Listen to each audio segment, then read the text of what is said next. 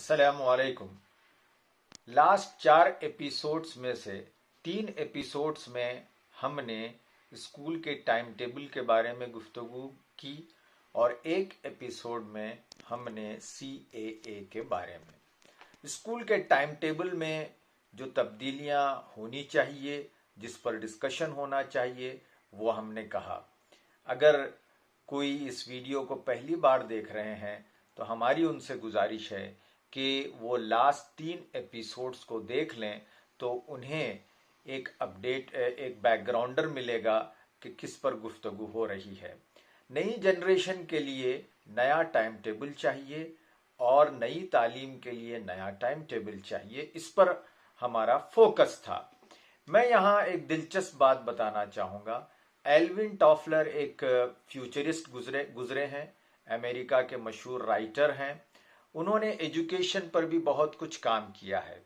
जब उनसे किसी ने पूछा कि अगर आप आज स्कूल खोलेंगे तो वो स्कूल कैसा होगा, उसका टाइम टेबल कैसा होगा, तो एल्विन टॉफलर ने जवाब दिया कि मेरा जो स्कूल होगा वो दिन के 24 घंटे काम करेगा और हफ्ते के 7 दिन खुला रहेगा। फिर पूछा गया कि इसका मतलब क्या, तो उन्होंने कहा कि मेरे स्कूल में बच्चा अपनी दिलचस्पी से अपने चॉइस के टाइम पर आएगा और पढ़ेगा, एक्टिविटी करेगा और अपने वक्त पर या जब वो जाना चाहे स्कूल से चला जाएगा। तो ये दूसरी उन्होंने कैरेक्टरिस्टिक या खुसूसियत अपने स्कूल की बताई।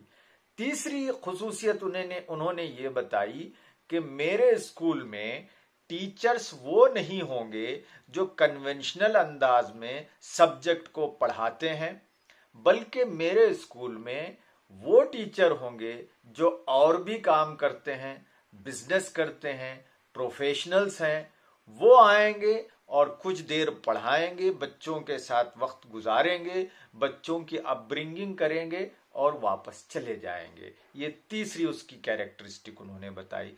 चौथी कैरेक्टरिस्टिक उन्होंने ये बताई कि हमारे स्कूल के बच्चे, अगर एल्विन टॉफलर स्कूल कायम करता था तो उसके स्कूल के बच्चे स्कूल के बाद या अपने कन्वीनियंट टाइम में वो कम्युनिटी में फैल जाएंगे, अपने समाज में फैल जाएंगे और समाज के इश्यूज के मुतालिक जानकारी हासिल करेंगे, अपना कंट्रीब्यूशन पेश करेंगे।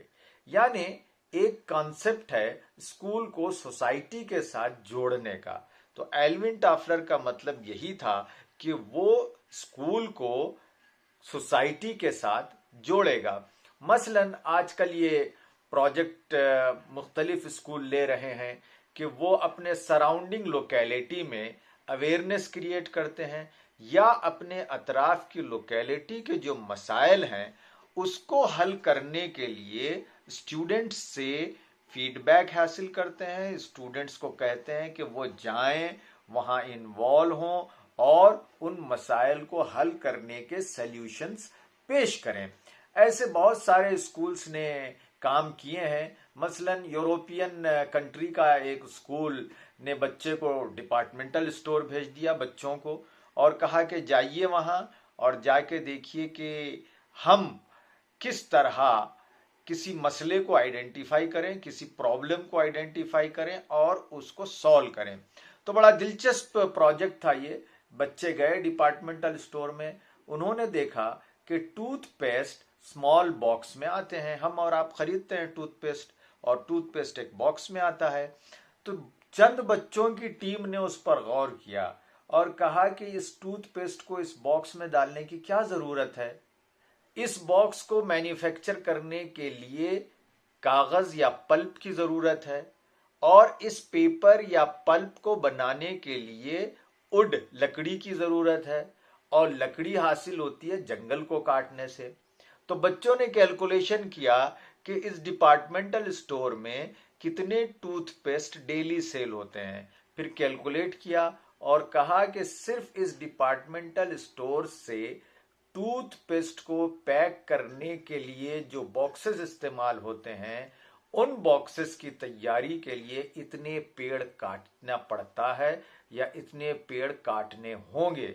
तो बच्चों ने कहा कि अगर हम ये कैंपेन चलाएं कि इस टूथपेस्ट को बॉक्स में नहीं, ऐसी टूथपेस्ट अपने स्टैंड पर रख दिया जाए और उसका सेल हो, तो हम इतना फॉरेस्ट बचा सकते हैं। तो इस प्रोजेक्ट को उन्होंने लिया और उसमें उन्होंने कामयाबी हासिल की। तो ये कॉन्सेप्ट है स्कूल का सोसाइटी से कनेक्ट होना। हम बात कर रहे थे टाइम टेबल की, तो इस तरह एल्विन टॉफलर ने इस टाइम टेबल को बताया। ऐसा है कि हम बहुत ज्यादा एक फ्रेमवर्क में सोचते हैं। हम ये सोचने लगते हैं कि ये नई नई बातें स्कूलों में कैसे पॉसिबल है। लेकिन अगर आप क्रिएटिवली गौर करें और सही एजुकेशन देना चाहें तो आप यकीनन एक अच्छी तब्दीली अपने स्कूल के टाइम टेबल में लाकर बच्चों की अच्छी एजुकेशन का इंतजाम कर सकते हैं।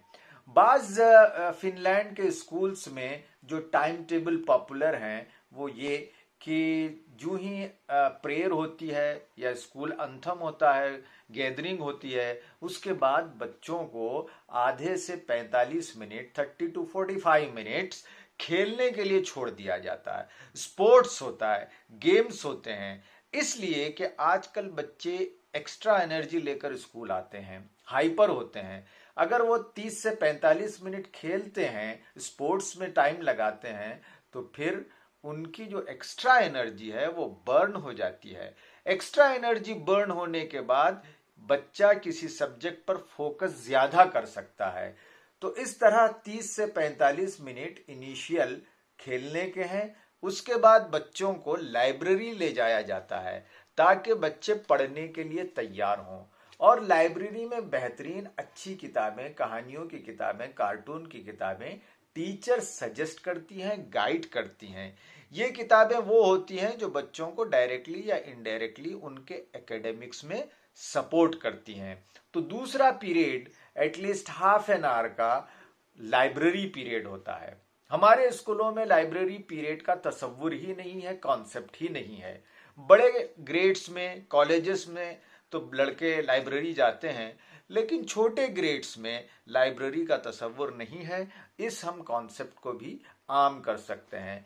30 मिनट लाइब्रेरी के बाद फिर बच्चा अपने चॉइस का सब्जेक्ट पढ़ता है, और चॉइस का सब्जेक्ट जब पढ़ता है तो हैंड्स ऑन एक्सपेरिमेंट के साथ पढ़ता है, सर्कल टाइम एक्टिविटी करता है और फिर प्रोजेक्ट वर्क करता है।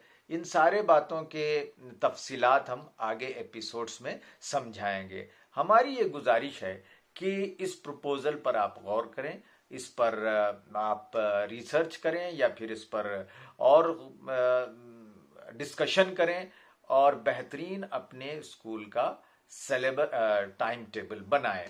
टाइम टेबल के इस एपिसोड के बाद अगले एपिसोड में हम पेरेंटिंग पर बातचीत करेंगे, इसलिए कि पेरेंटिंग आज बहुत ज़रूरी है। अमेरिका का एक बहुत मशहूर लाइफ कोच है सिमन सिनक, वो कहता है कि आज बच्चों के सामने दो बड़े चैलेंजेस हैं। एक चैलेंज गैजेट्स का, इलेक्ट्रॉनिक गैजेट्स में सबसे इंपॉर्टेंट मोबाइल फ़ोन। तो मोबाइल फ़ोन आज की जनरेशन के लिए, आज के बच्चों के लिए बड़ा चैलेंज है। और दूसरा बड़ा चैलेंज आज पेरेंटिंग है।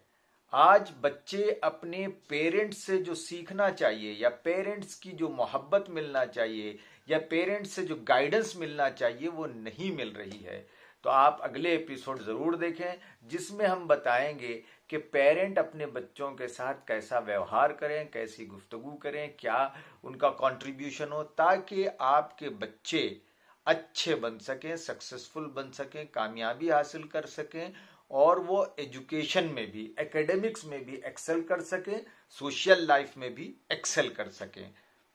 Thank you so much.